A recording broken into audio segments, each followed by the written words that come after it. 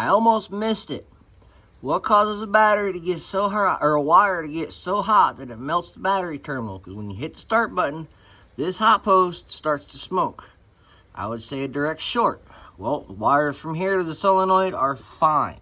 But, and here's where we need the comparison. Battery terminal post is right here. Very far away from this screw and the motor bracket. This is a factory starter. This is not the same trike with the melted battery box, or battery post. Aftermarket starters, on the other hand, the post is way in there. And if you see, there's a little black spot right there behind the post. Ironically, there's a little black spot. Where'd it go?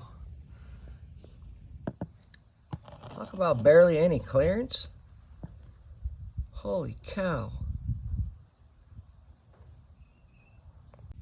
That spot right there was actually shorting out the hot post to this, melting the battery terminal.